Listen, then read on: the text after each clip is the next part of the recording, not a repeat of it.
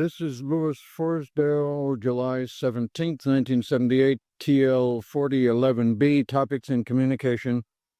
Our guest speaker today is Professor Marshall McLuhan from the University of Toronto. All of you know Professor McLuhan. All of you know his credentials. I talked with you on the first day about my feelings about him as one of the towering people in the 20th century in the field of communication. I'd like to say something else now at a much more personal level.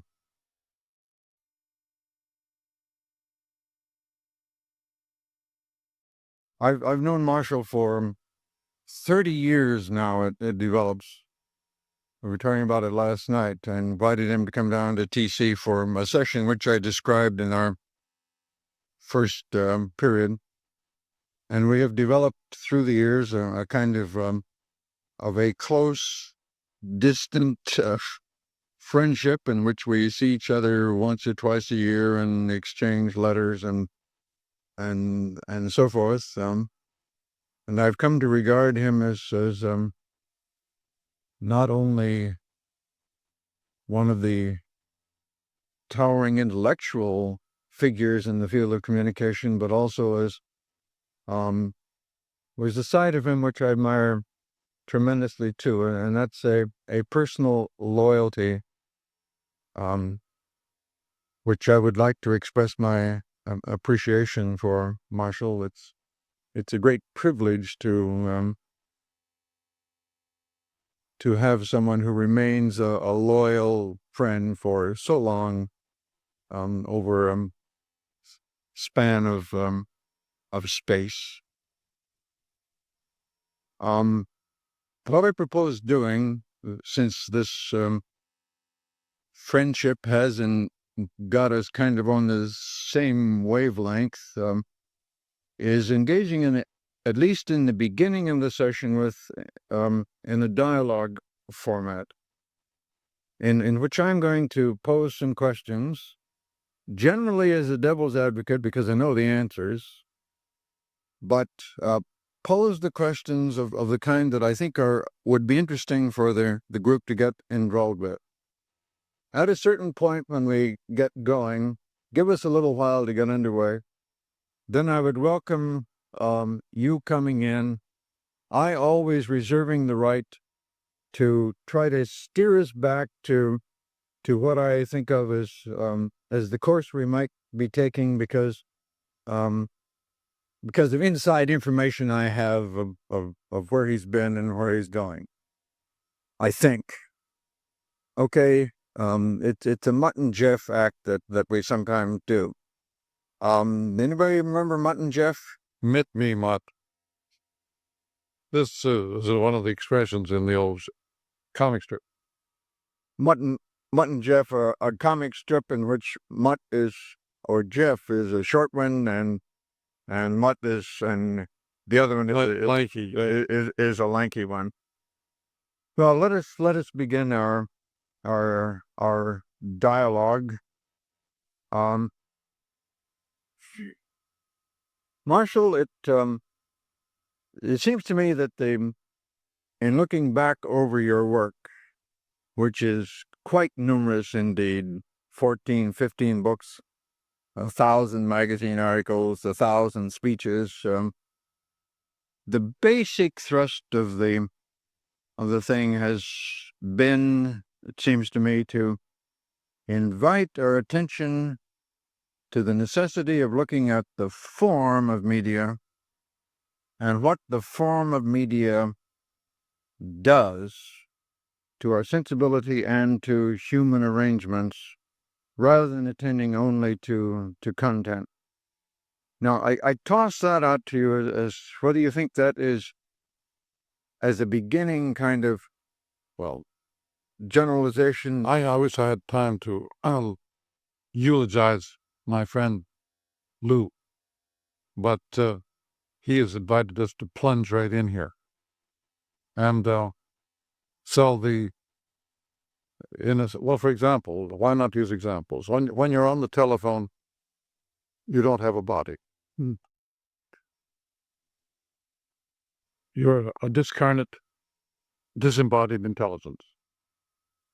You have an image, acoustic, but no physical body. When you're on radio or TV, you have no physical body. What do you think the effect of not having a body is on the user of the telephone or the radio or television? The effect is always a hidden ground. It's never part of the figure.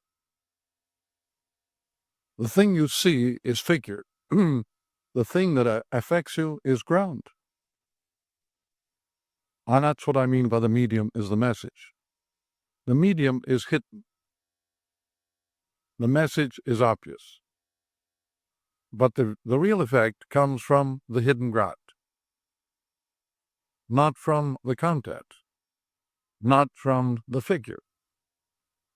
It comes from the ground, which is never noticed. Nobody in the history of the telephone has ever mentioned that on the telephone you do not have a physical body. There's a recent book by Ithiel de Sola somebody, Ithiel de Sola Pool, a ridiculous name, and a ridiculous book, because it's called The Social Effect or Impact of the Telephone, and about which he knows nothing. I mean, a whole group of people formed this or did this study on the social impact of the telephone. They didn't know what an effect was. By which I think you mean that they did studies of the number of people using telephones, the number of messages, what they used them for, what they used them for, which you feel is not the deepest level of effect. They never noticed the effects at all. But they did notice the inputs. For example, they noticed the fact that the telephone was at first used for servants, intercom inside big homes. A new medium is always used at first for the old functions. This is true of the computer, it's true of the Xerox, it's true of the motor car. True of any medium whatever is used always at first for the old function. There's also an interesting example, as you yourself have pointed out, in the Gutenberg galaxy, which at one time you regarded as perhaps the best work you had done. Well, how do you feel about that? By the way, I'm parenthetical. I think it's still basic. The Gutenberg galaxy, Marshall McLuhan. The effects of printing. But one of the interesting things apropos of your observation that the new medium always does what the old medium was doing is that the first designers of type, designed handwriting to be put into mechanical form. Why not? It's a natural thing that I don't have it with me, but there's an advertisement for the Xerox, shows a couple of monks who are engaged in making manuscripts, and they're so delighted to have Xerox. It speeds up their work so much. It's been an ad on television in the United States, Marshall, for I know for some time. I've seen it, but this was in the New Yorker, and I tore it out. But at first, any new medium is at first used for the old functions. And we might come back for a moment to what do you think the effect of not having a body is on the user? When they take the telephone, radio, or TV, you don't have a physical body at all. Okay, are you inviting in an open response? Oh, yeah. Okay, a hunch. It says depersonalization. Yeah, complete. The observation is it would be depersonalization. It's you are there, the sender is sent. By the way, on all electric media, the sender is sent. That is the message. You are the message. They send you. On the telephone, you are sent. And to the person to whom you are speaking, they are sent to you.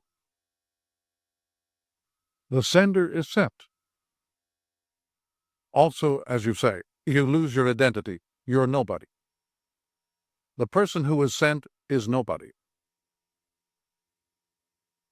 Why is the person who writes somebody has a greater sense of identification than the person who's talking on the telephone? Mm-hmm. Why? Hardware. Why? Hardware, paper and pen and ink, and courier sending this missive to another party somewhere else. You mean it's not a transient? It's not instant thing? Okay, it's not. Electric is always instantaneous. There's no delay. That's why you don't have a body. Instantaneous communication is minus the body. So that began with the telegraph. The telegraph also had that built-in dimension at the instantaneous, and it completely transformed news and information. The mere speed. Didn't matter what was written, the fact that it went at the speed of light transformed everything. It caused the Civil War. Hidden ground of the American Civil War was the telegraph. No historian knows this. Read a book by Kenneth Stamp called The Causes of the American Civil War, and you'll find no mention of the telegraph anywhere.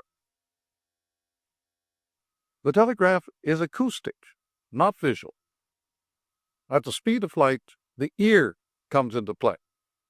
It's not the eye. Let me grab on to another point to be sure that we've gotten it.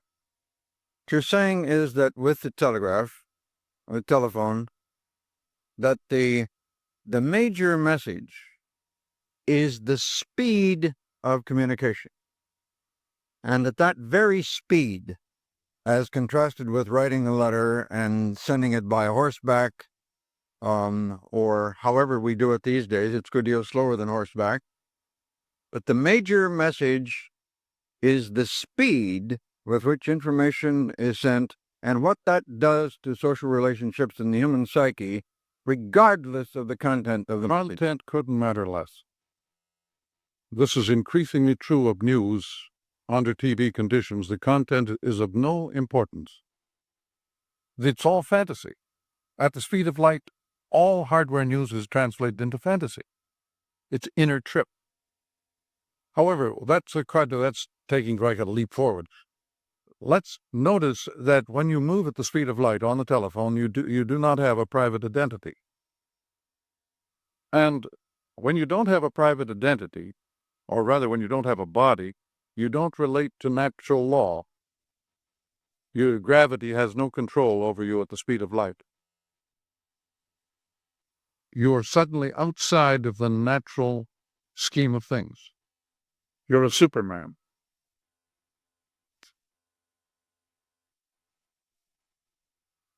This does all sorts of things to the human psychology. Completely transforms people. It's a completely hidden ground. It has nothing to do with the content. What they say on the phone couldn't matter less. This transformation, complete transformation of the user,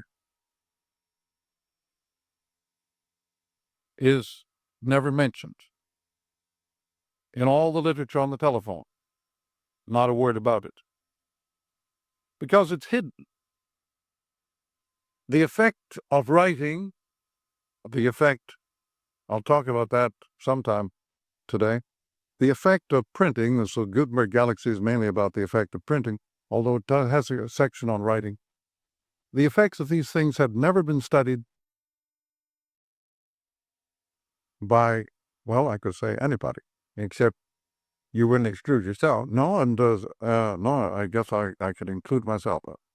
The Havelock, in his preface to Plato, has quite a bit to say about some of the transformations of the human psyche resulting from use of the phonetic alphabet. Eric Havelock.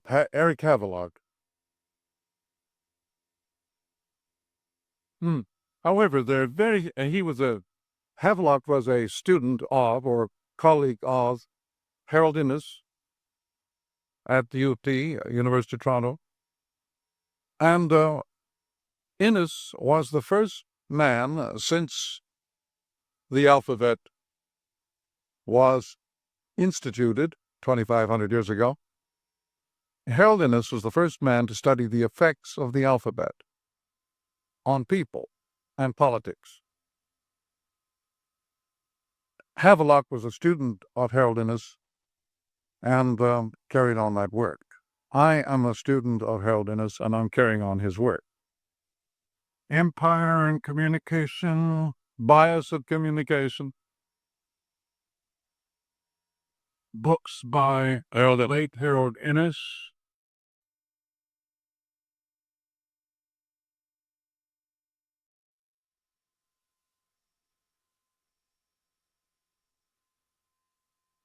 The effects, we'll talk in due time about the effects of writing, which are fantastic. I mean, alphabetic writing. I gather that Julian James does not know the difference between alphabetic writing and other kinds of writing.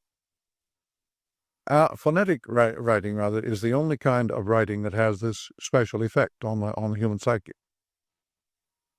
Ordinary writing, say Sanskrit, Hebrew, and other alphabets, do not have the effect of the phonetic alphabet.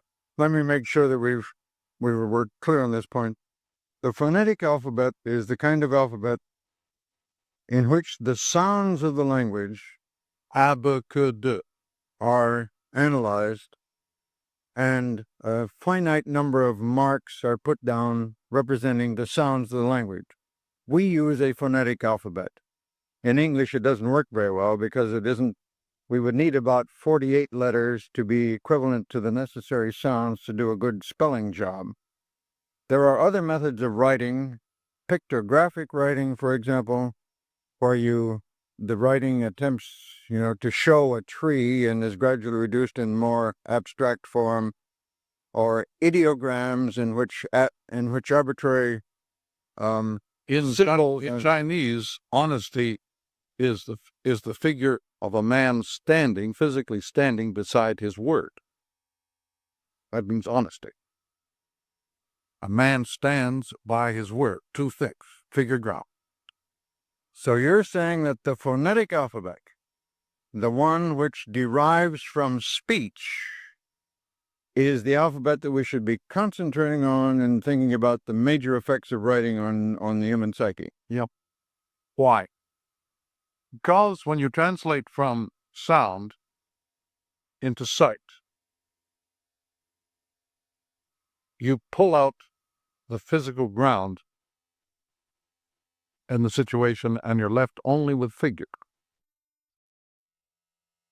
Instead of having a gestalt of figure and ground, writing leaves you only with figure. It is an extremely abstract process. You see, the letters in the phonetic alphabet have no meaning. As I say, they're abacad. It's not A, B, C, D. It's abacad. These meaningless phonemic sounds enable you to translate any language, doesn't matter what language, into those sounds. Meaningless sounds. If the letters have any meaning at all, you can't translate. But you have to have this neutral, abstract, meaningless set of figures as a way of translating sounds into sight.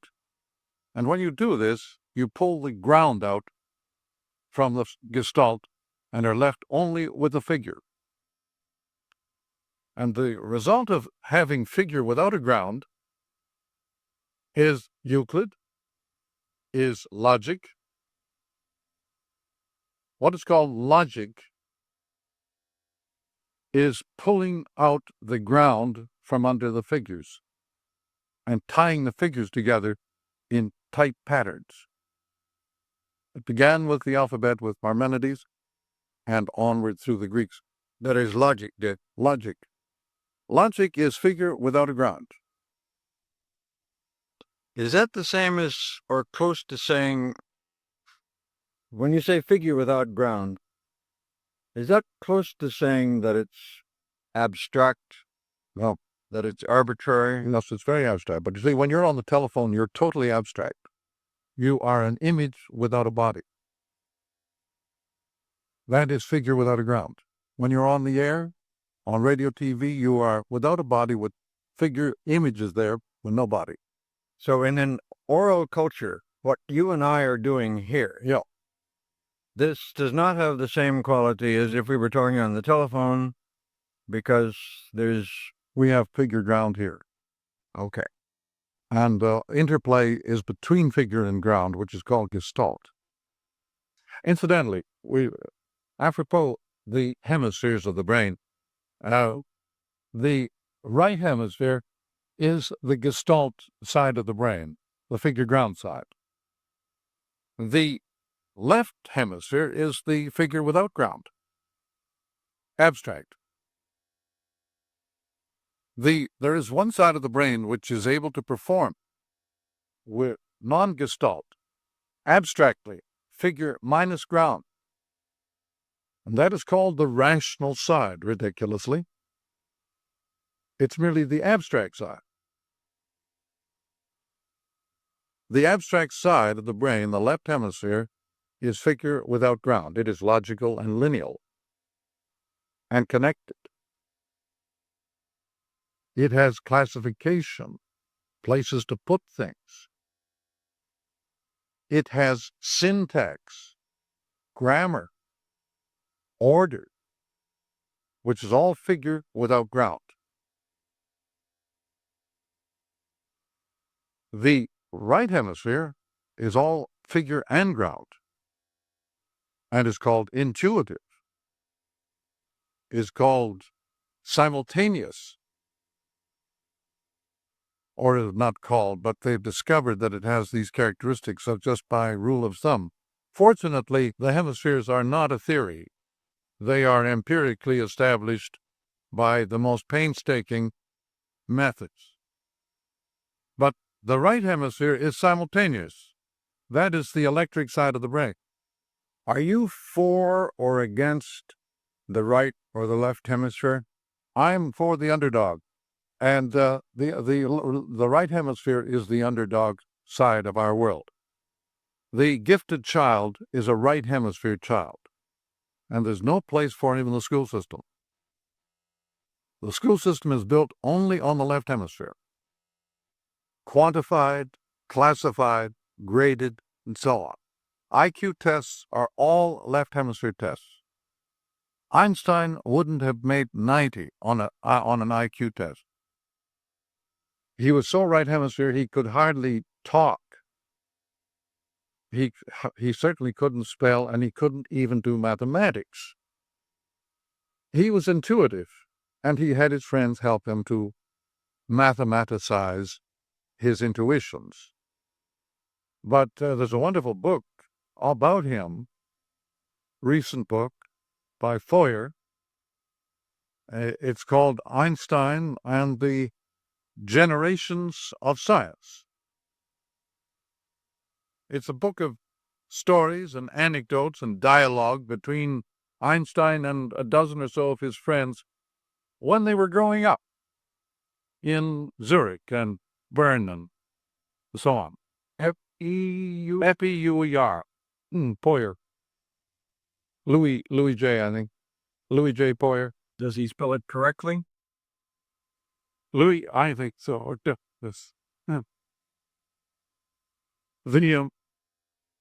Anyway, the right hemisphere is the underdog side.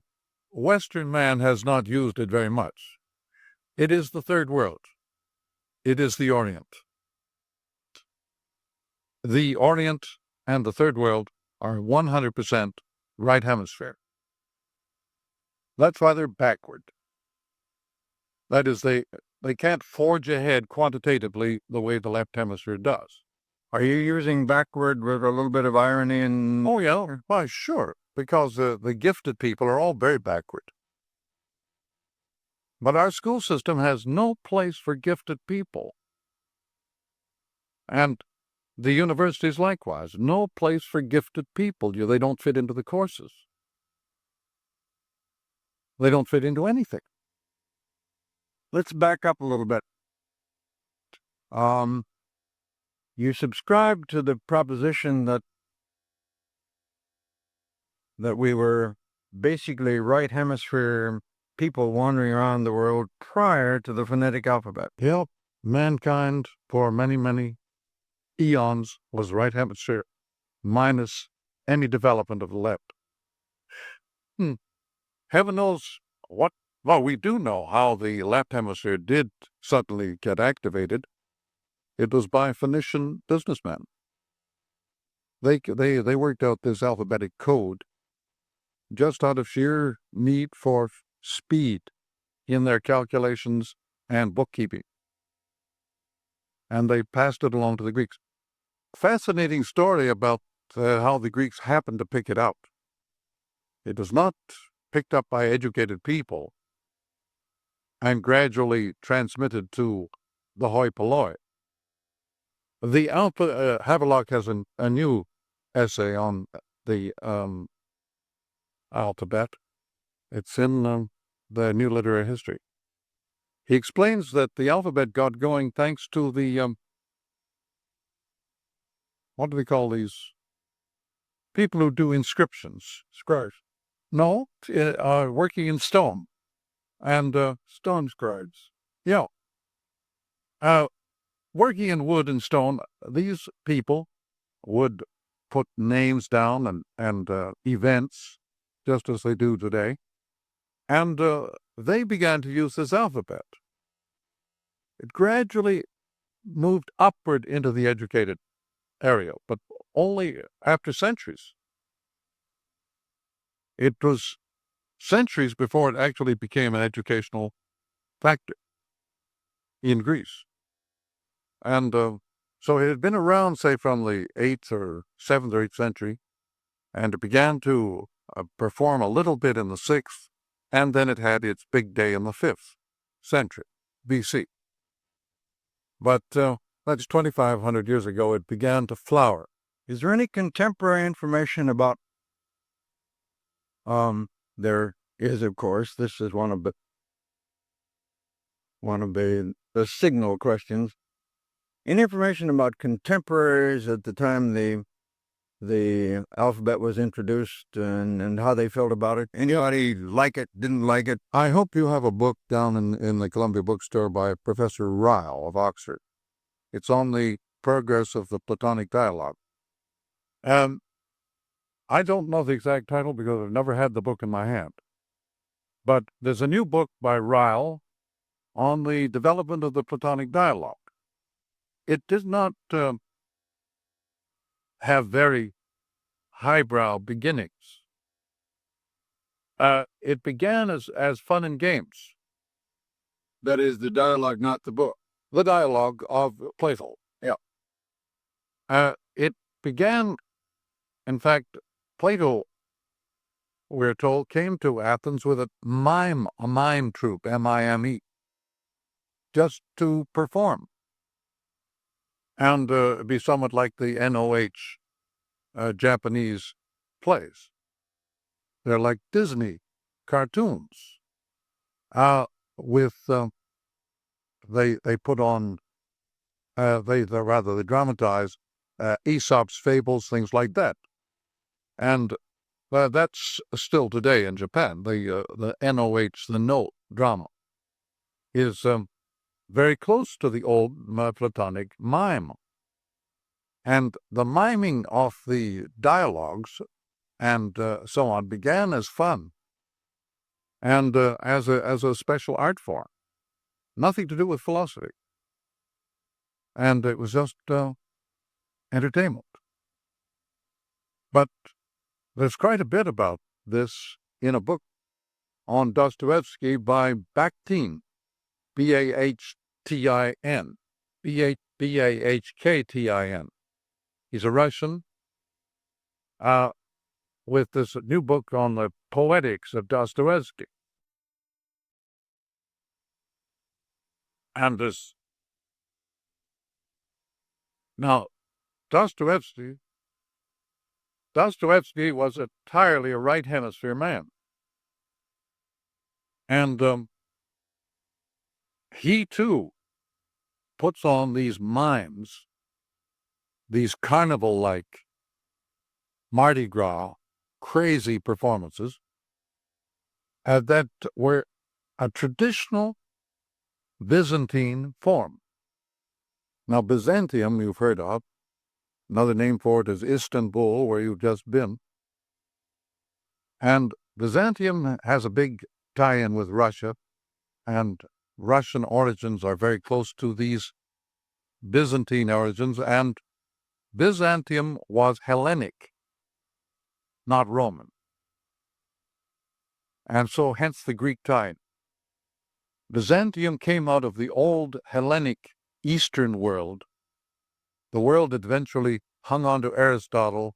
Remember, Avicenna and Averroes gave Aristotle finally to the West. Remember them well. Yes, but Aristotle had been kept in this Eastern world through the centuries, and eventually, about the 12th century, his text was given to the West from the Arab world.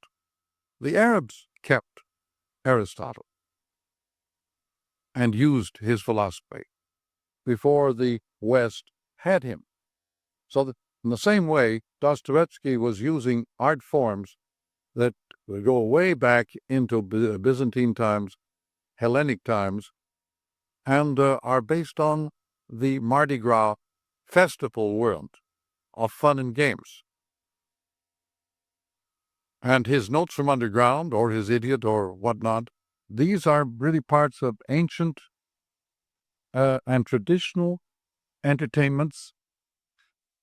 And one of the major forms of function for these entertainments was to put down the highbrows, to debunk. What do they call it? Used to call it on the radio programs, Eggheads. The programs that were devised against the eggheads. There's various titles, but the $64 question was one of them, in which stumping the experts, that sort of thing. Stumping the experts was a normal activity of these old fun and game shows from the Hellenic times. This is where the Platonic dialogues began. They began as a way of putting down the highbrow. Now, that gimmick of putting down the highbrow, debunking the pretentious, comes right along through European tradition, out of the Orient, out of Hellenic times, and finally gets to forms we are familiar with: Don Quixote, Rabelais, Sterne's Tristram Shandy. These are direct descendants of the old carnivalistic debunking of the institutions of society. Now, we were back with the alphabet. Now, the alphabet, okay. The Platonic dialogue boys cotton much to the alphabet? No, they certainly, they remember Plato accepted Euclid as a basis for entrance requirement for his academy. Let nobody come here who doesn't know his Euclid. Euclid was one of these first effects of the alphabet.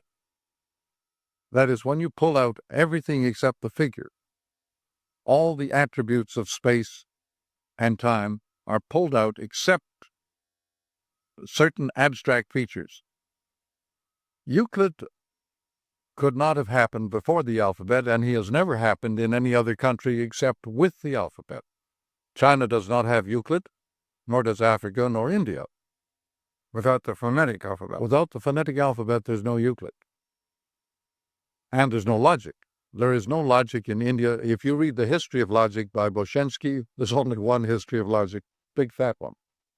Boshensky's History of Logic, when you get to the Hindus, there's about 3 or 4 pages of sort of scribbles. And Chinese, likewise, they have no logic. And logic is a form that is possible only where the alphabet has pulled out the ground and left only the figures.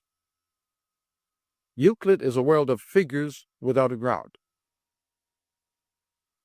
Now, this ergo, one of the major messages, McLuhan style, with respect to the invention and the introduction of the alphabet is the birth and growth, overwhelming growth, of the notion of logical thinking. connected thinking. Because the right hemisphere does not have any connections. Bogan, the surgeon, neurosurgeon, has a wonderful essay on the hemispheres and education, in which he explains that the left hemisphere has propositions and the right hemisphere has appositions. There are no propositions in the right hemisphere. It's all apposition, meaning figure ground, no connections, just juxtaposition. And this, by the way, is what happens to your newspaper under telegraph conditions. At the speed of light, there are no connections in the news. Everything is apposed or juxtaposed minus connections. There are no connections in the news. They're just mosaic. At the speed of light, you have a mosaic under one dateline and no connections. Footnote: if you physically look at the front page of the New York Times or any other newspaper, what you will discover is a story here about something that's happening in Bonn at the moment, a story down in the lower right-hand corner about how the crime rate on the east side of New York City is increasing, a story in the upper right-hand column about Governor Brown in California, Inflation. and a story someplace else about inflation. Observation is being made that there once was a time in journalism, pre-telegram, when all of this stuff would have been connected in long essays, and when a telegram coming in, UP, etc., it's a paste-up job of stuff that has no literature. Literally, the essays of the Spectator essays of Addison and Steele were newspapers. That's the form of the first newspapers. Essays. But they're editorials. The news came later. But at the speed of, by the way, simultaneous, that's a right hemisphere thing, is acoustic, whereas lineal is visual. Now, remember, the alphabet translated the acoustic, translated Homer, who had been recited and performed for centuries. They translated him into visual terms, lineal terms, at which point you could read him, but you didn't need any more sound effects. So Homer became very abstract. He became a literary figure, whereas up till the time of the alphabet, he had been performed operatically. And a gentleman in Greek times was a person who could perform Homer, who could sing him from one beginning to the end of the Iliad and the Odysseys. And by the way, it would be interesting to go into the nature of those poems, but they were very practical poems. They were pragmatic to the core. They had nothing fancy or literary about them. They were the day's logbook. And they were really down to earth. They were not intended for aesthetic effects. They were education. And Plato was against the education of Homer because it was all for the ear. So Plato became, he went to war with the poets because they were performers, and he wanted logicians. So, philosophy was born when you pulled out the acoustic thing and get instead the logical, visual thing. Visual is being used in the sense here, connectorly meaning I look at A, B, C on the page rather than hear the sounds. It means lineal. Now, that's a point that is very, very basic. For, again, it has not been studied by modern psychologists or any other psychologists, but visual space is the only space that is connected, is a continuum. Touch is totally discontinuous, acoustics are completely discontinuous, and so with all the other senses. The sense of sight alone is a continuum, and it was isolated or abstracted by the alphabet. The alphabet left sight and the connected spaces of sight in the saddle. It pulled out the other senses, left sight alone and supreme. That's the Greek world, in which sight is supreme. Sight is a connected continuum. It is uniform and static. Visual space is continuous, homogeneous, connected, and static. Wonder if we can sort of reduce those notions into some kind of example. By visual space, you mean when I look out here at this group of people and you look out there, that's what you're talking about with visual space. John Locke has written an essay on human understanding. It's all about visual space. Because in his world of the 18th century, Newton's world, Newton is a completely visual man. No, nothing acoustic in Newton. All visual, all connected, all uniform, all logically tied together. And by the way, come electronic speeds, Newton was toppled. And non-Newtonian physics took over. Non-Euclidean geometry took over in about 1900. So visual man was obsolesced by electric speed. We are now living in a world in which the left hemisphere is obsolete. And the East is surging back into dominance. And our school systems are obsolesced. Nobody conspired. Nobody had any intention of this happening because they didn't understand what they were doing. Does anybody have any control over it? No. None at all. And no plans, no programs in sight. Just, full steam ahead. Damn the torpedoes. This is the left hemisphere talking. The right hemisphere would never say full steam ahead and damn the torpedoes. The right hemisphere is the hemisphere of the hunter, the man who studies the whole environment.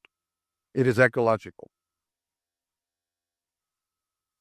Oh, by the way, though, having said that the visual is the continuous, the connected, the static, the simultaneous is the world of the acoustic, because you hear from all directions. The right hemisphere is acoustic, musical. But acoustic space has peculiar properties. Again, ignored by the psychologists. Acoustic space is a sphere whose center is everywhere and whose margin is nowhere. Acoustic space is a sphere whose center is everywhere and whose margin is nowhere. Footnote. Imagine yourself, you are the hearer. Your ears are working. You hear from all directions simultaneously. You hear from behind you, beside you, above you, below you. You hear from everywhere. Stimuli are for from everywhere impinging upon you. Hence this hemispheric or spherical input, which is untrue of the visual stuff, which operates out here in some kind of an oval fashion. I can't see what's happening behind me, although I can hear. Ergo, the different nature of acoustic space from that of visual space. And tactile space is very much in attention in the electric age, because the audile and the tactile are very close. Tactile space is the space of the interval. When you touch something, you create an interval, not a connection. And if there were any connection between your finger and what you touch, you wouldn't have a finger. So it's interval and it's resonant. The resonant interval is touch. And that is called The Chemical Bond by Linus Pauling. A book on the nature of the chemical bond is a story of the resonating interval. There are no connections in matter. There are no connections between molecules or electrons. There are only interfaces and resonating intervals. This is one of the great discoveries of quantum mechanics in about 1900, that matter has no connections,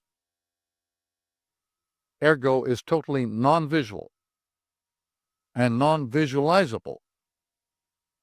You cannot visualize any aspect of matter because it moves at the speed of light and without connections. So the things like the electronic microscope and so on are really very doubtful about what you render in the way of knowledge. It's an area of opacity and confusion. But it does not show you the electronic microscope does not show you electrons. It does show you the effect that electrons have when they bump into each other, but not the electrons. It is a world of effects. By the way, the Greeks did not have a name for color, any color. What they used instead was the effect that color had on them. The wine dark sea does not tell you the color of the ocean. It tells you the effect looking at the ocean has on the viewer. But that's merely effect. The world of effects is right hemisphere, and right hemisphere people do not use visual metaphors. The Chinese had no visual metaphors, and the pre-Socratics, you can read all about them in books today. Meroladus has a big collection of essays about them, and you will look in vain for a single visual metaphor among the pre-Socratics. That means pre-phonetic alphabet. The moment alphabet came in, all the metaphors in philosophy became visual. The ideas of Plato are all visual. The archetypes are all visual. But up till the time of Plato, the ideas of the Heraclitus and Thales and so on are all non-visual. And their poems, and they wrote their philosophy in a poetic form, their poems are all acoustic. That is, tend to call upon images which are acoustic. Well, for example, the spiros, the idea of the universe as a sphere, a perfect sphere. This is where Humpty Dumpty came from, by the way. It's a sphere that periodically shattered and then put itself back together again somehow. This is a sort of story of the beginnings, and the sphere is, of course, that acoustic sphere. The sphere that is simultaneous. So the egg, the Humpty Dumpty story about the ball of Humpty Dump and so on, is really a record of the pre-Socratic philosophers. However, the acoustic man, the man who plays it by ear, is the oral man. The oral man, he's coming back today of the electric age with devastating effects on our establishment.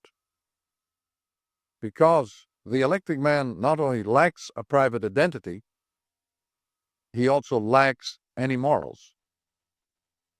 Because he has no relation to natural law.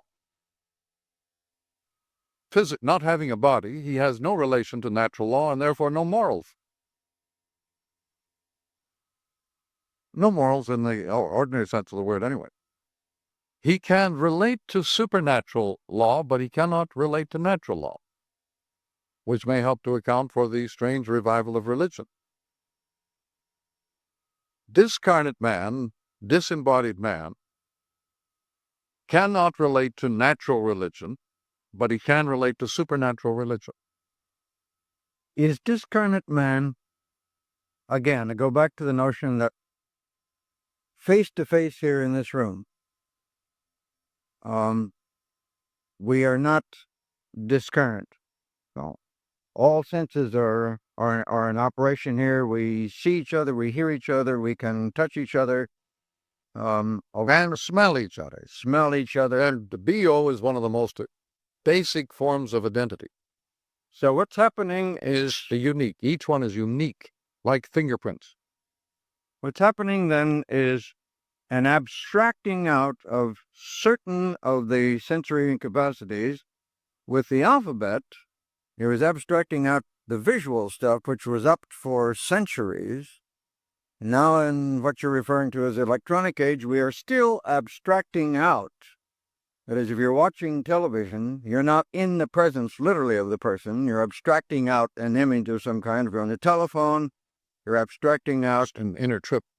So this abstracting out of certain qualities, isolated, so to speak, in the cell of your living room, and with telephone, television, tape recordings, records, and so forth, is what you're suggesting is leading toward this tendency toward not confronting another person bodily, so to speak. That's why we have encounter groups, sort of to compensate that we can with a lack of bodies. And confrontations and sensitivity groups, which are very unsensitive or insensitive, and so on. But the attempts to, by the way, the huge nostalgia of our time in every field of music, literature, clothing, everything, nostalgia, is an attempt to get back to the time when we had bodies and identities. When you lose identity, you become violently concerned about recapturing it. How do I get it back again? That was called the existential crisis. Angst of the existence movement in the 30s, 40s, and existence was one of the first moments when they suddenly realized they had lost their identities, they were nobodies, and they had no body. I ain't got nobody. How does that all? No, I got plenty of nothing. Nothing's plenty to me. There was an old song, I ain't got nobody. But that meant I ain't got nobody else. You're saying I ain't got nobody else. I ain't got my own body, my own identity anymore. I've somehow lost that in this process of high technology abstraction. So inner trip takes the place of outer trip. The right hemisphere is an inner trip, world of fantasy. And today what we call news is fantasy. It moves at the speed of light, and it lasts about the same amount of time. By the way, that's another feature. At the speed of light, you lose the power of recall. Attention span gets very short, and recall gets very short. So in educational terms, that's a big problem. We're dealing with students who have very little attention span and very little power of recall. Anything we can do about it? Yes. The first thing is to find out what the heck is the situation, naturally. There's no point in acting blindly. There's a visual metaphor. Or we got to play it. We got to play it by ear. No point in acting deafly, right? Well, we've got to tune in, turn on, tune in, drop out. But no, what about our friends with the ecological media program? There's an ecological media program at NYU. Is it fronted by Neil Postman and that group? Was Paul? yes. Yeah. Well, media ecology means they're using the media so that they help each other instead of just wiping each other out. Neil Postman, a graduate of the Teachers College Communication Program, who's at NYU School of Education in their media ecology program. Yeah, media ecology means that if print or if the written word is in danger, it can be rescued by some other media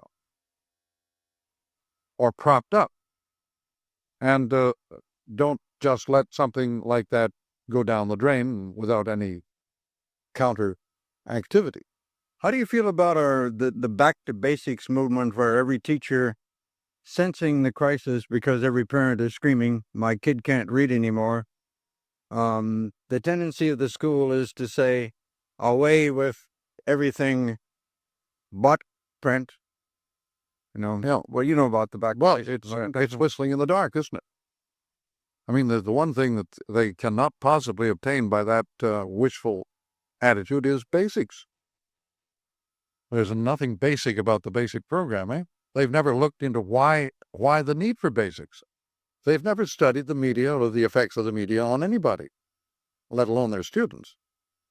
So if you're dealing with a lot of discarnate kids who have spent many hours with the tube on inner trips, then the programs needed for such people are have yet to be devised.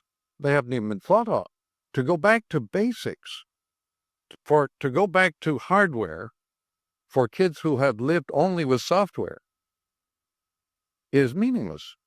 It isn't practical. You have to recover somehow or other the meaning of private identity, physical bodies, goals and objectives. By the way, goals and objectives are meaningless at the speed of light. At the speed of light, you're not going somewhere. You're already there. On the telephone, you're not going somewhere. You're there.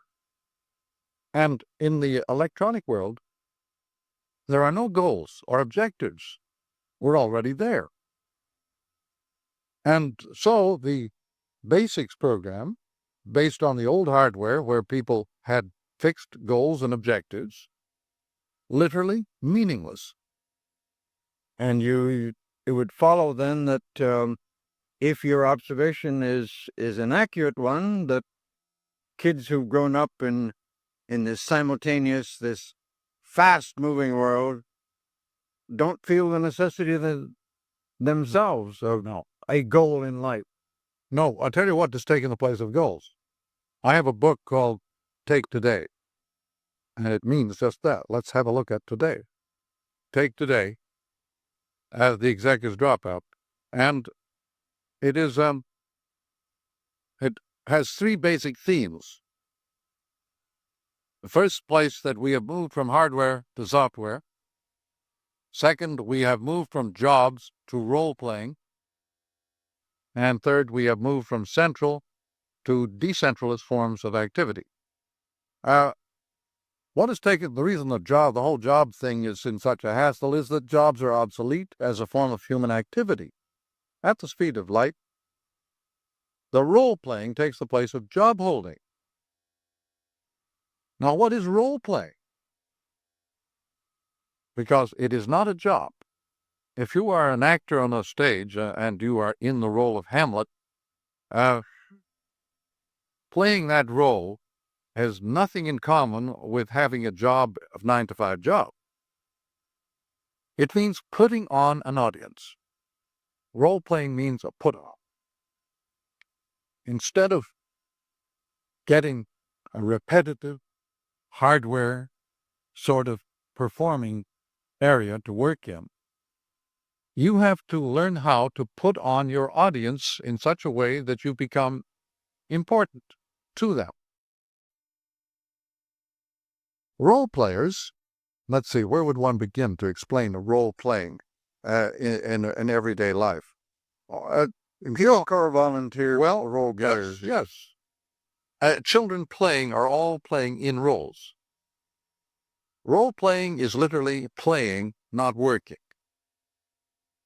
And so, at the speed of light, play becomes the major meaning of a human activity. Now, play, there's a wonderful book on the subject by Huizinga, Homo Ludens, Man Playing. How it's about the role of play in human institutions and human learning and so on. He goes through the world of Piaget and others. But play means, again, not connections, but interval. When you have a wheel and an axle, you have play between the wheel and the axle. The interval is where the action is. It's called play. When you are really in action, you are at play, so that a painter or an artist, when he is working at full capacity, is completely at play. Because the only way an artist can work is by exploring, inventing, playing, and trying to discover all the potential in a situation. It's done by play. Playing means, of course, though, a put on, it depends on an audience. And this is something that all children understand, but it isn't part of the educational establishment. That role-playing, the put-on,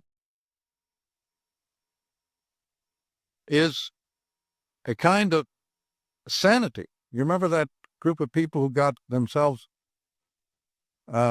accepted into a madhouse, and were horrified to discover that once they were in, nobody could tell that they were sane, except the extreme psychotics who pointed at these intruders and said, they're playing. The really far out nuts saw these invaders and said, they're playing, which is a name for sanity. When you stop playing, you're mad. When you take yourself playing by the rules, by the way, too. Yeah, okay. Well, if that is play, the accepting rules is itself a form of play. Right, you can't, By the way, when Al Shefflin comes, remind me, or you ask him, when schizophrenia was invented, not discovered, but invented. And he will tell historically, as a psychiatrist, when it was invented in France to serve a certain need to fill certain buildings that had been left unoccupied because leprosy had suddenly gone into a decline. And schizophrenia was invented, wasn't that so? Al claims at that time to fill up the laboratory. Isn't that also in the work of Michel Foucault? Could be. He has a history of medicine. Yes. In which he explains that the ship of fools was a ship that when it left the port, they'd race down and put all the nuts on just as it was leaving so that they could get rid of them. There was no place to put these mad people in those days, and so they put them on boats that were leaving for some other port. And it was called the Ship of Fools. Most of them came to the United States. Well, there were some very serious people, which is another name for insanity. There are some terribly earnest people. Importance of being earnest means the importance of being a madman. When you become very earnest, very uptight, you're off your rocker. Yeah. So our friend, who is the importance of being earnest man? Oh, Oscar Wilde. Think washed. It's a lot wordplay. Well, no, but by the way, there's an acoustic observation. People's names have a lot to do with the sort of activities into which they are drawn gradually. Not necessarily classified, but just acoustically tuned towards certain activities. And so when you look over the names of some of the manufacturing outfits and the names of some of the handicraft people and so, you'll see a strange echo going between the name of the man who runs the brick company and the brick. Here's a weird story. In St. Louis, there is a Proof Rock brick company. Now, Mr. Elliott was born in St. Louis, and his daddy ran a brick company. His father's company was called the Hydraulic Brick Company. They had a rival called the Proof Rock Brick Company. And Elliott waited for years to take a pass at Proof Rock.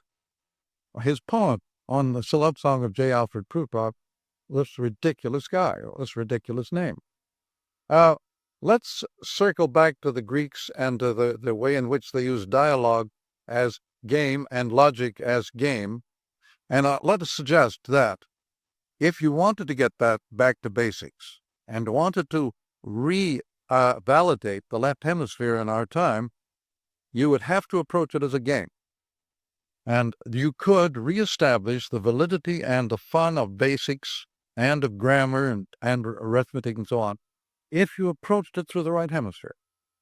I have long ago discovered, for example, that mathematics is a bore, but the higher math is fun.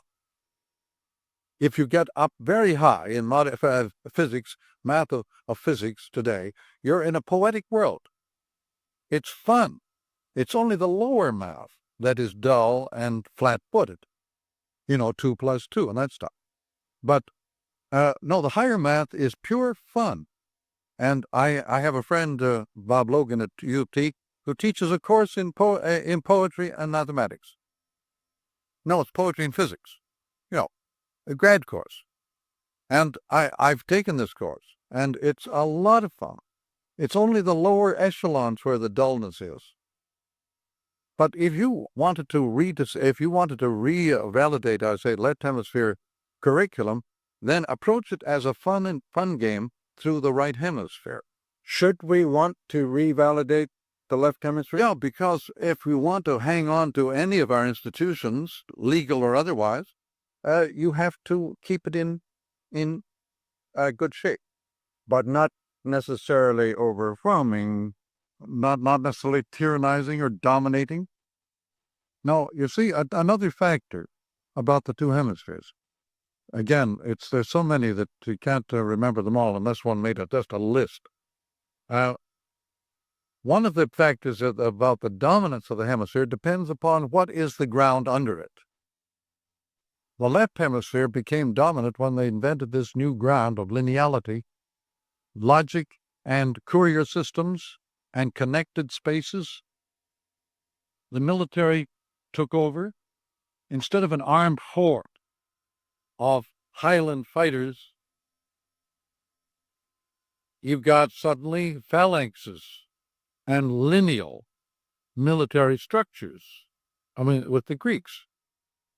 Now, when you get a great big lineal structure going in the society, the left hemisphere goes up, up, up. Today, when you have a simultaneous electronic ground, the right hemisphere goes up, up, up. It's inflating.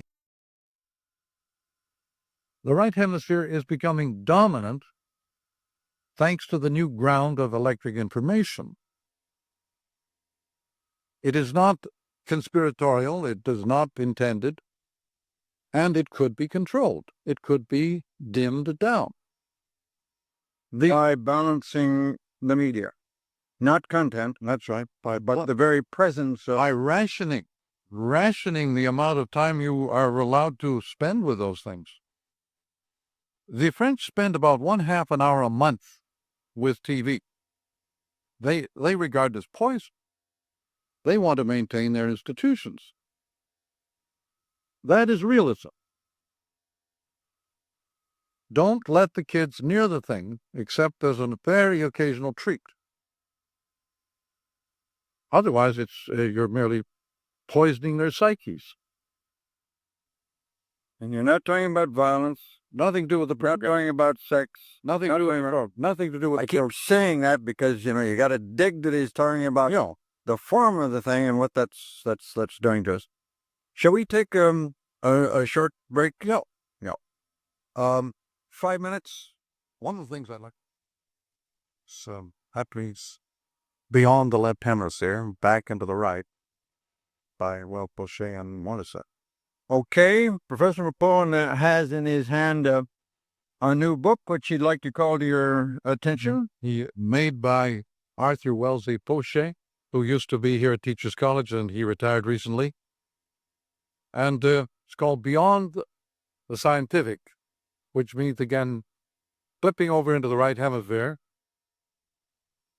and retaining the scientific. Publisher? Says SSEC is on the back, and I'll look inside what that means. Poche used to be in the Department of Curriculum and Teaching at Teachers College. This, therefore, will be a book about the implications of hemisphere research on education specifically. Yep. It's a collection of learning.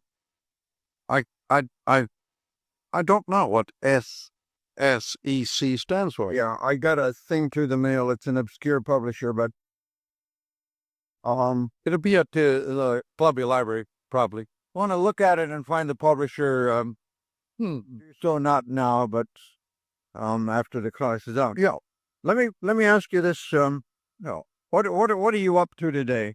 Well, what's interesting you now? Well, I was mentioning just a moment ago that behind every joke is a grievance, and without the grievance, there'd be no joke. So the hidden ground, the joke is the figure. Under the figure is a grievance. When the grievance peeps through the joke slightly, then you have fun. If it's just pure grievance, well, then there's no laughing. In French Canada at the present time, there's no jokes. It's getting grim. The grievances are too strong for then any kind of humor. You can, though, cool situations systematically by pouring humor across them. And humor as a kind of cathartic or cure or therapy for grievance and misery is a very effective thing. But it's true of, let's sample anywhere. I have in front of me a whole book of one-liners. The first one I see is that the largest room in the world is the room for improvement. It's like that little pothole said to the big pothole, "You are holier than I." But by the way, the pothole itself, you see, suggests grievance. The pothole causes a lot of misery. And one of the most famous jokes in the history of the 20th century was the one about the better old. Old Bill is looking, he's down at the bottom of a great big bomb pit, World War I. And his friend is saying, "Hey, Bill, what are you doing down there?" And he says, "Well, if you know a better old, lead me to it." He's using it for protection. But the better old became a classic grievance joke. But you cannot have any kind of humor without a grievance. That is the gestalt, the figure ground. So when the grievances get so bad that there are no more jokes, then you're in trouble. But now, I mentioned this peeping through. The light coming through the situation, that is called, by the way, phenomenology. It took me a long time to discover. The phenomenologists managed to cover their tracks pretty well. They like to make out that they're a very serious bunch, hard-headed, logical people. The Heideggers and the Husserls and so on. All they're telling you, and this has been ever since Hegel and his phenomenological stuff, ever since Hegel, all they have been telling you is this, that behind every situation, there's another situation that peeps through. And that peeping through is phenomenology. And I call it simply the medium is the message, or the figure in the ground. The ground comes through the figure, or the figure comes through the ground. It can be both ways. But it's that process of light through that is phenomenology. Now, when you think of the thousands of books that have been written without even getting close to saying that, why are they motivated to conceal their credentials?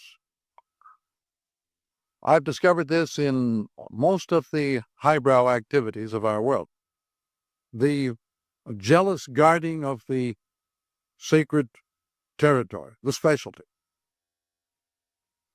But there is no specialty that is not quite easily understood in quite simple terms.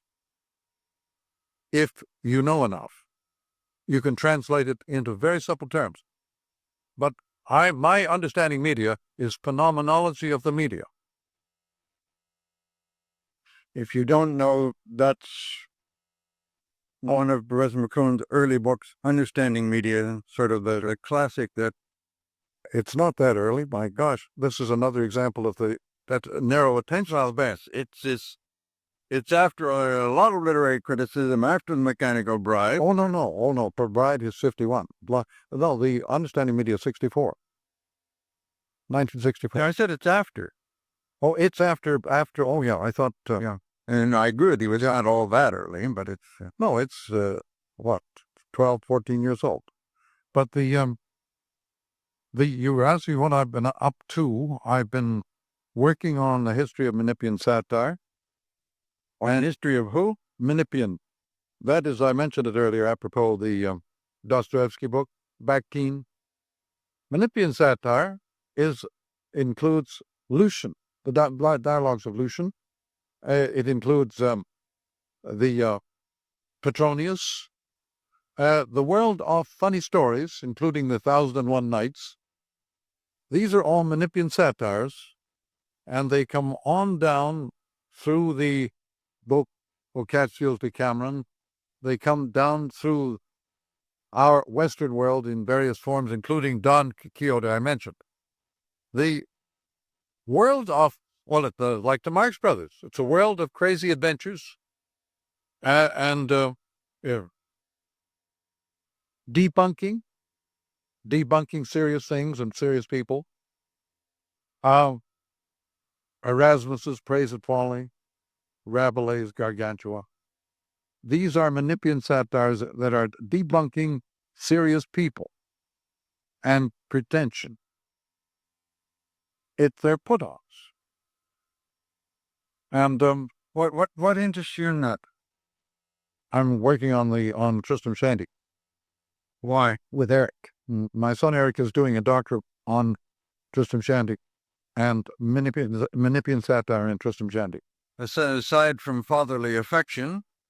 No, interesting. What's all right with... Well, it has a lot to do with my own dissertation, which was on the history of the trivium. I'm also revamping my history of the trivium for publication.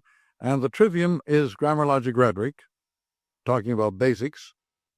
And grammar, by the way, is one of the ground things that gets pulled out of by the logicians. Always pull out the grammar ground and throw it away. Grammatica, by the way, means reading the book of nature. Reading the whole text of nature as a book. That was called Grammatica. Boy, has that ever changed. Grammarians pay no attention whatsoever to the whole text of nature now. It's totally an abstract business, isn't it? Well, no, it's I think we're coming back more and more to it very much. But the idea of taking total field theory in physics is book of nature. Interdisciplinary is book of nature. Not allowing specialism to take over. But grammar, logic, rhetoric had been from the ancient times a sort of basic curriculum concerned with eloquence and with the word, the logos. And the study of the word as resonating with wisdom and incidentally resonating with therapeutic power goes way back. There's a book by Antralgo called The Therapy of the Word in Classical Antiquity. They use Entralgo. I forget. He's a medical historian. Therapy of the Word. The Word. That is a basic book like Havelock, Preface to Plato. Therapy of the Word concerns the work of the witch doctors and the shamans who did cast the spells and so on, help people to get well. And the spells were cast in various art forms, lyric, epic, dramatic. Odes and so on were all part of the shaman's equipment. The genre of what we call the genre of literature began in the spells cast by witch doctors and the shamans. And eloquence was thought of as having the power to heal sick minds. The whole idea of eloquence in Cicero's De Oratore is the idea of wholeness, healing.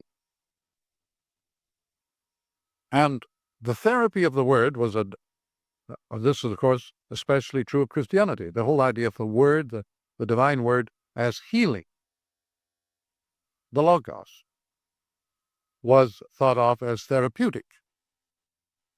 And it was thought of as most therapeutic when sung and performed richly, so in opera and so on.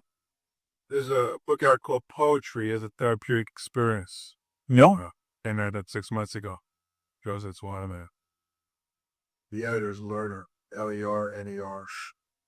L-E-R-N-E-R, like Max Lerner, the same name? Right. I think it's Arthur. Arthur Lerner. Make a note. The poetry as therapeutic.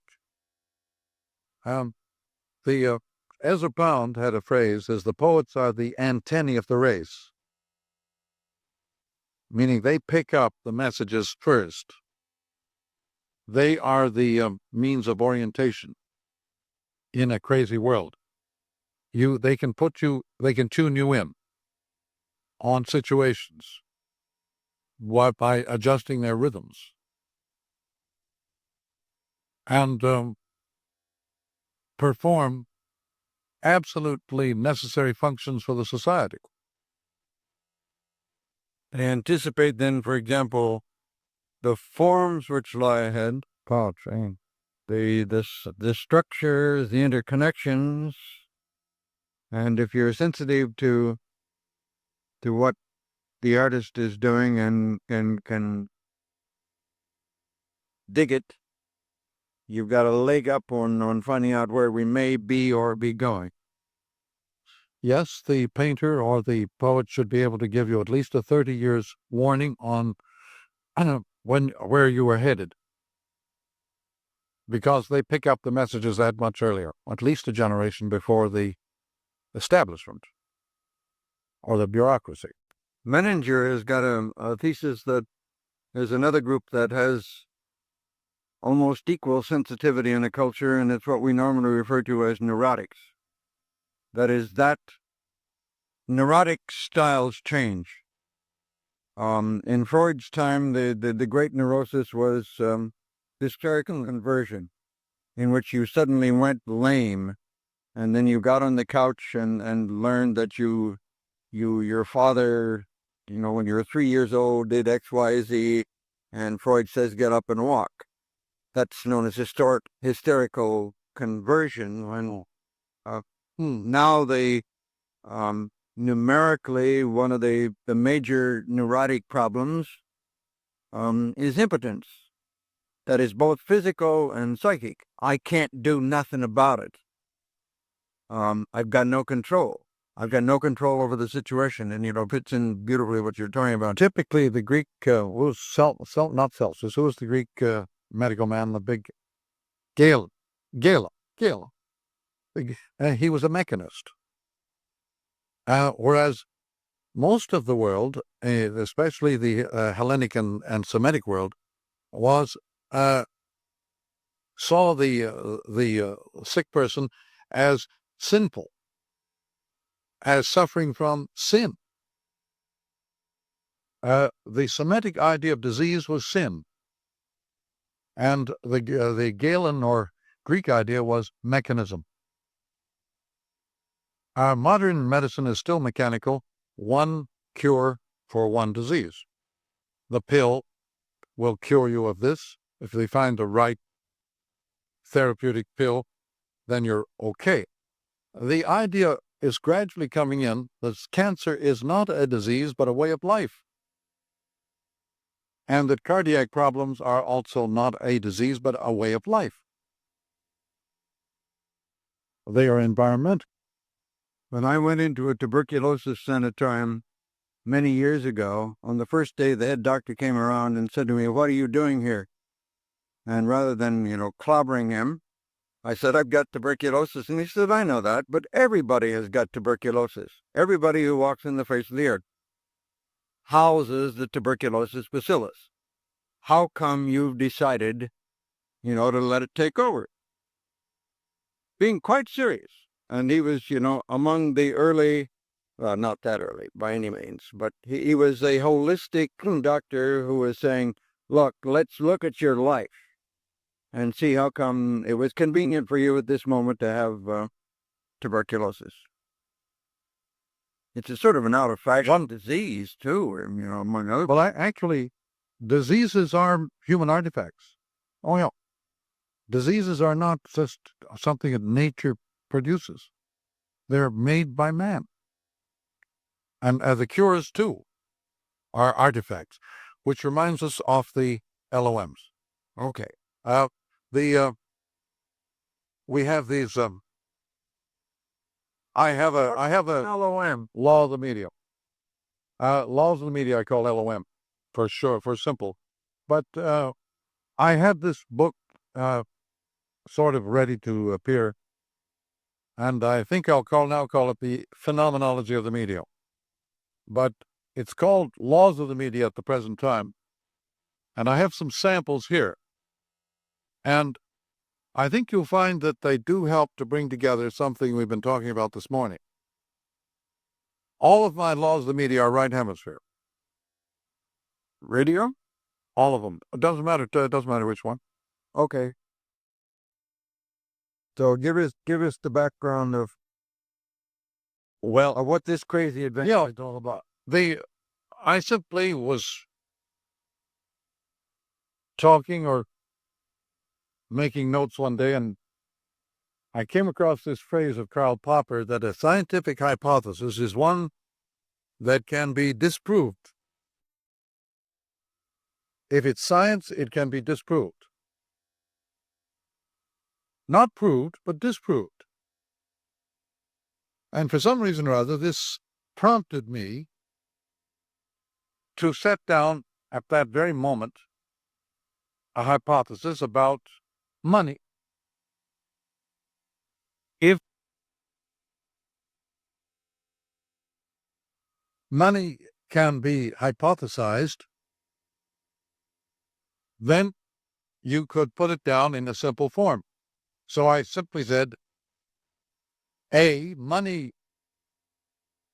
enhances or speeds up exchange. B, money obsolesces barter.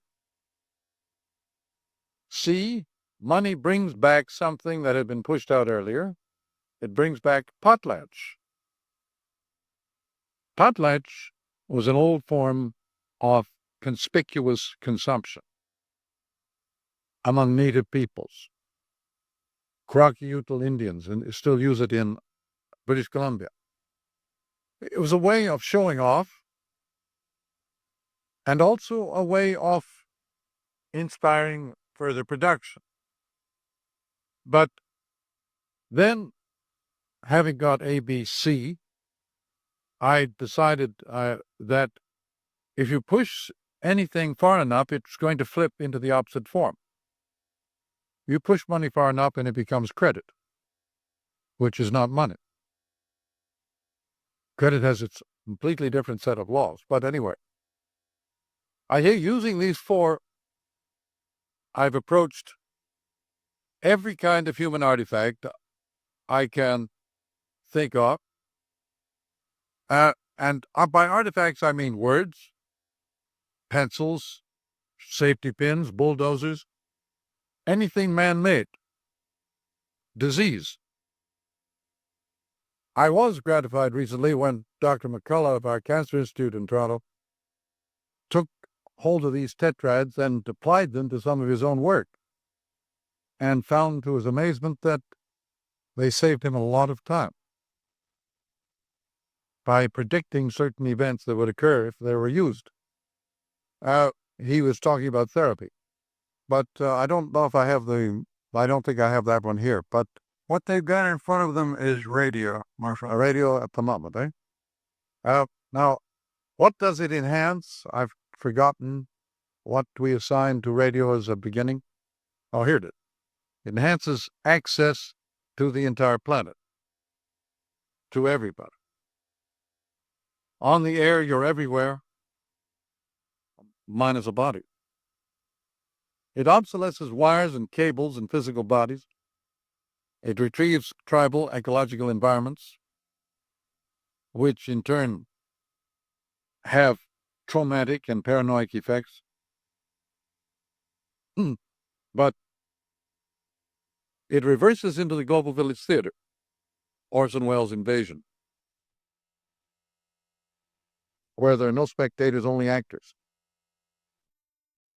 Let's get through that slowly, to be sure that we got the steps. You can, when the first one is crucial, of course, because you decide at that point what the figure ground is going to be. Radio, of course, is figure in the hardware sense, but then you ask, what does it do? It enhances access to the entire planet. First basic message, then, of the medium is access to entire planet. Then you hypothesize that radio, as will all other media, move to a second stage, in which something is obsolete. By the way, they are simultaneous, they're not sequential. Okay. But it's handy to use sequence. But these four aspects are simultaneous in every case.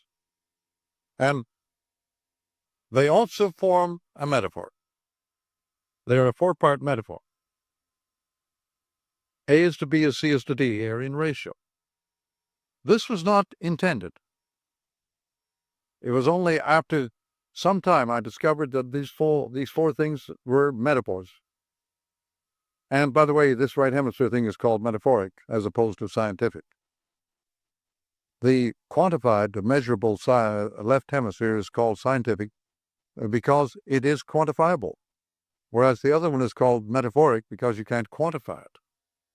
But the four divisions in these little tetrads are simultaneous, and they are, in their relation to each other, they form a metaphor. Now that is to say, if it happens that every single artifact man ever made has this character, that is to say that he is dealing with a rational universe. Because metaphors have a reasonable proportion in them. Metaphors are proper proportional ratios. He's dealing with a pattern universe in which these four qualities you hypothesize always occur, And that is close to or the same as rational. Yeah. Pattern. Yes, they are rational, not in the logical sense, but in the analogical sense. 4 parts are analogy, and 3 parts are logic. Logic has a 3-part structure. Metaphor has a 4-part structure. 3-part structures are like simile, synecdoche, metonymy. These are 3 parts. Metaphors are 4 parts. They're not logical. They're analogical. But analogy, if these 4 are in every single artifact of man, and I have yet to find one where they do not have that form, if it means that we're living in a reasonable universe, and that our relation to it is rational, so that the things we make are things for which we are responsible. They have a reason and a rationale. Do you find any difficulty with the 4 in this particular case? Let's go through them. First thing radio does is give everybody access to the entire planet. Okay, that seems reasonably obvious, doesn't it? Second thing it does, by its very nature, is obsolete wires and cables and the presence of the physical body vis-a-vis another physical body. You can be geographically and physically removed. Obsolesces that. Key is that every medium enhances, obsolesces, retrieves, and reverses. What it retrieves, that is to say brings back, is a kind of tribal, simultaneous, ecological environment. Everybody knows everybody's business around the world, and therefore it retrieves that. That is electric dimension, but ecologically, the primitive man was terribly sensitive about the environment, because his whole being depended upon the environment. He didn't just grow wheat or corn or some particular crop. He depended on the entire environment for his food. And so he was very sensitive to any defects, any upset of balance in that environment. And he, had all these magical dances and things to keep it in good order. You, I suspect, would regard it as less than coincidental that the rise of the electric media, of which radio is a prime example, have brought us back once again to thinking about the natural environment as well as this environment that we're living in. Because we sure as hell have come back with rocket speed to thinking about what's happening to the natural environment. I think you can date that moment from Sputnik, 1957, October 1957, when Sputnik went around the planet and put the planet inside a man-made environment. The planet became an art form. And when enclosed, you see, it's like a frame in a picture. When enclosed, the planet ceased to be nature, became a human art form, for which we are now completely responsible. Let me tell the story that you don't remember, Marshall, but when Sputnik went up, when was it? 57. We were editing around here a little newspaper which I was in charge of. And I wrote to a number of people and said, what do you think the Sputnik going up means in the long run? And I wrote a letter to Marshall. And he wrote back, I'm sure you don't remember this, saying, it's obvious. It will result in an intense driving of attention earthward to the planet on which we live. Totally unexpected, sort of thing that nobody else was saying that. But indeed, that's what he just finished saying now. And what I want to say is that he didn't make that up now. When Sputnik went up, he said, sure, the result will be intense consideration of spaceship Earth. Apropos of that, I've never done a tetrad on moonshot. What did the moonshot or moon landing do to us? What did it enhance?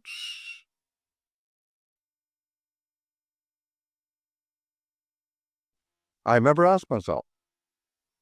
Let's think about it for a second then. What did it enhance? When Armstrong put foot on the moon, and It was just about this time. At least it was July. That's hard. 20. July 20. July is the moon month, by the way. A in the zodiac. Moon month. So it was deliberately chosen by somebody. All the moon landings were in July. They never tried another month for them. But what did it enhance? Did it make the moon more visible? Or did it make us more visible? I think, there must be certain stages, for example, history, or certain points such as the discovery of gunpowder, etc., that marked very radical departures from the normal social histories of various peoples. Now, for example, with certain giant steps that humanity has taken either by accident or through unconscious planning or discovery, conscious design. I think that today, because the biggest problem we face is one of science and technology and our lack of ability to control science. For example, atomic weapons being the prime and most important problem we had to deal with in this century. By the way, the left hemisphere man is unable to control environments. Right hemisphere, no problem. But the left hemisphere man has a goal. He drives quantitatively. He's going to use up every bit of gasoline on this planet. He's going to use up the whole atmosphere. He's going to use up everything. That's left hemisphere. okay, so we are in one of those moments of leaps forward. The question is, what has that done to the human psyche on Earth? When Neil Armstrong stepped down with that giant step forward, what did it enhance? Did it enhance the human ego? Was it a great triumph for man? Because you're an optimist or a pessimist. If you're an optimist, you're an optimist or a pessimist.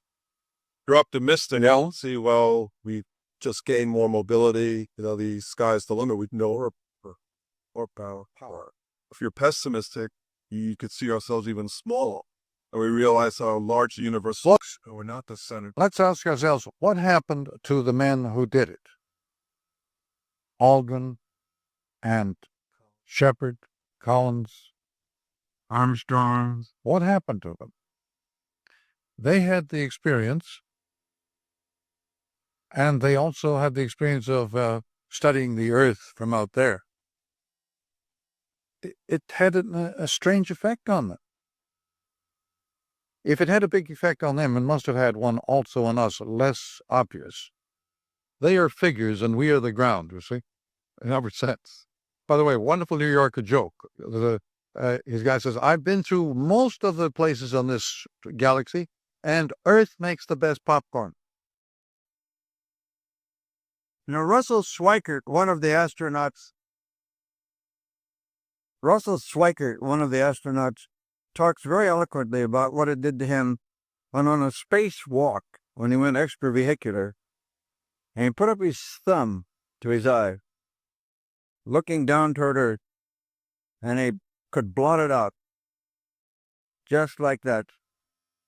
He was that minuscule, and he said to himself out there, wandering around in outer space, tied to an umbilical cord, wow.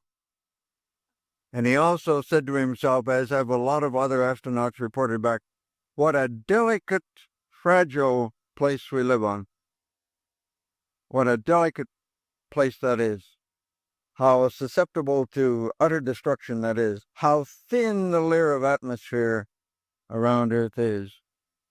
Schweikart said it's no bigger than an orange peel in thickness as compared to the Earth. No, thinner, he said, than an orange peel. No. And we're about to contaminate that out of existence. It enhanced their thinking about a lot of things. Earthward. Oh, you're saying it enhanced their awareness of the Earth as a delicate and precious heritage. Schweikert said there's nothing else out there that has green, blue, and brown on it. Nothing else that could be seen. Earth was the only place which had green and blue, in addition to brown. Everything was brown or gray. He also said, by the way, if you're from outer space, what would you point for if you were landing and didn't know, what green, blue, and brown meant, just as an aside joke. The Russians have pointed, by the way, toward the brown landing spots or the white landing spots. We pointed toward the blue landing spots, for whatever that's worth. Well, it's rather significant. I'm not sure just why. But if it is a preference, it would have certainly a lot of significance. Well, look, if it enhanced our sense at the moonshot now, of course, we're talking now about their point of view, the moonwalkers. If it enhanced their sense of the precious heritage of Earth, or the delicate and fragile character of this place, what did it do to us? Was that awareness repeated in us? Did we also get that sense? I have the feeling we went in both directions, depending on how we regarded it. Some people said, why the money on that? It was a big war effort. Prestige. It, on the other hand, what did it obsolesce? We got to race because we're done with this period, Marshall, right now. So as soon as we can race through this one, we got to unceremoniously. What did it obsolesce then, the moonshot? Cheese. Yeah, that the moon is made of green cheese, yes. It obsolesced mythology. And, a lot of mythology about the moon. Once you set foot on it. And then what did it bring back? Can you make the same kind of love under the moon now that somebody has set foot on it? No, definitely not. It has deglamorized the old moon altogether. It is, yes, it's deglamorized. What does it bring back that had been pushed out earlier? The ancient world naturally was very much concerned with the moon, and the womb too. But they also had voyages to the moon as a popular form of literature in antiquity. There's they have actually titles of stories, voyages to the moon. But I suppose you could say it retrieved the fictional reality. Voyages to the moon. It translated the fiction into a reality. It also retrieved. One would have to go back and do this pretty systematically, pretty left hemisphered, but it also retrieved a forgotten feeling about the Earth. Oh, yeah. As we're now headlong looking at what's happening around us here. It's precious and it's ecological, yeah. The sense that it's in a state of balance that has to be carefully protected. And could easily be not knocked out. But we experienced it from me. Yes. So that your awareness of the moonshot was mainly through... Then remember how after the first one or so people lost interest? There's a film which suggests the whole thing's not straight. Capricorn. Okay, then the new American film that says it never happened. All right, you've just reached point D in the tetrad. What does it flip into when pushed all the way? Just fiction. Phony. Do we really believe it? What does it mean? People cease to take it seriously. Okay. But you can play with the tetrads. You can't. They don't belong in a rigid form. But for example, remember high rise is it sitting here? High rise is here, yes. As a tetrad, I think it's a handy one. And there's some others as you go on. High rise enhances privacy. It obsolesces community. It retrieves catacomb. Apartment is not a home. It reverses into slum. Instant slum. Because in a crisis, the high-rise dwellers form a community at once. But the enhances privacy is extreme form of privacy.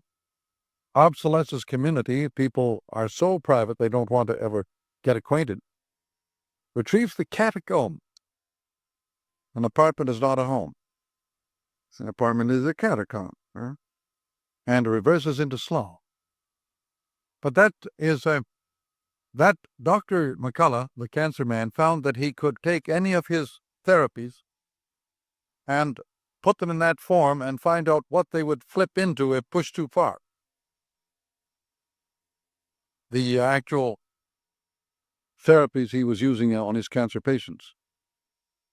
We have got to start, Marshall, and ladies and gentlemen, I'm putting over here 3 other examples of the Tetrad: PR, public relation, G-Rex, and high-rise.